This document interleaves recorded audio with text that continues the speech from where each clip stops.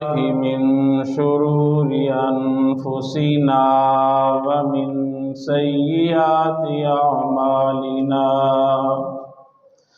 من يهده الله فلا مضل له ومن يضلله فلا هادي له ونشهد أن لا إله إلا الله وحده لا شريك له لا ند له ولا جد له ولا مثل له ولا مثال له وصل على سيد الرسل وخاتم الأنبياء أما بعد فأعوذ بالله من الشيطان الرجيم بسم الله الرحمن الرحيم هو الذي أرسل رسوله بالهدى ودين الحق ليظهره على الدين كله وكفى بالله شهيدا وقال تعالى في مقام آخر إن الله اشترى من المؤمنين أنفسهم بأن لهم الجنة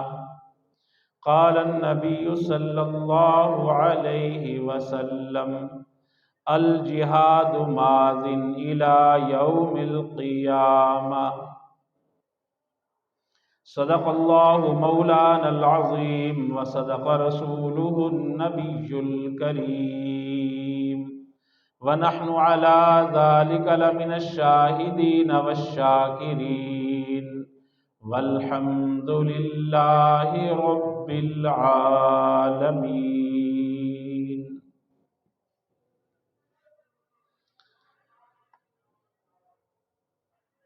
کب تک رہے گی کتاب سادہ، کب تک رہے گی کتاب سادہ، کبھی تو آغاز باب ہوگا۔ جنہوں نے بستی اجاڑ ڈالی کبھی تو ان کا حساب ہوگا۔ سقوط صحرا میں بسنے والوں ذرا رتوں کا مزاج سمجھو، سقوط صحرا میں بسنے والوں ذرا رتوں کا مزاج سمجھو، جو آج کا دن سکون سے گزرا تو کل کا موسم خراب ہوگا۔ جو اٹھی ہم پر اینٹ تو پتھر اس کا جواب ہوگا۔ انتہائی واجب الاحترام قابل صد اکرام بزرگوں، دوستوں، بھائیوں، آپ کے سامنے گزشتہ چند جمعوں سے فلسطین کی صورتحال پر گفتگو چل رہی ہے، اور یہ فلسطین کا مسئلہ صرف فلسطینیوں کا نہیں ہے، بلکہ یہ مسئلہ پوری امت مسلمہ کا مسئلہ ہے، اس لیے کہ یہ روئے زمین پر دوسرا اللہ کا گھر ہے۔ اللہ کے حبیب صلی اللہ علیہ وسلم سے پوچھا گیا کہ اس روئے زمین پر سب سے پہلے کون سا اللہ کا گھر؟ تو اللہ کے حبیب نے فرمایا سب سے پہلے اللہ نے بیت اللہ کی تعمیر کروائی، اور پھر دوسرے نمبر پر بیت المقدس کو تعمیر کیا گیا، یعنی مسجد اقصی کو۔ تو یہ مسجد اقصی ہر مومن کا ایمان ہے، ہر مسلمان کا ایمان ہے، یہ ہمارا ایمانی مسئلہ ہے۔ یہود کو اللہ نے موقع دیا تو ایک ہی دیا تھا کہ وہ ایک صورت ہے کہ تم آخری نبی کو مان لو تو تم یہاں رہ سکتے ہو، لیکن انہوں نے نہیں مانا۔ تو پھر اللہ کے نبی نے اعلان کیا اخرج الیہود من جزیرۃ العرب، جزیرہ عرب سے یہودیوں کو نکال دو۔ اور پھر فاروق اعظم رضی اللہ تعالیٰ عنہ کے زمانے میں جزیرہ عرب سے یہودیوں کو نکال دیا گیا۔ اور یہ بیت المقدس وہ سرزمین ہے جس کے بارے میں اللہ فرماتے ہیں بارکنا حولہ لنریہ من آیاتنا،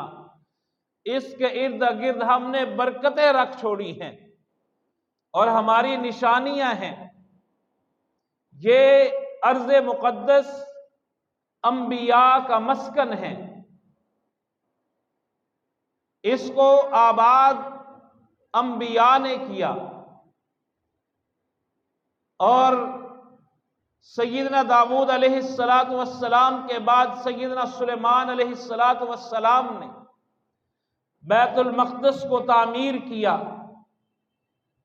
آج بھی اس تعمیر کے نشانات موجود ہیں،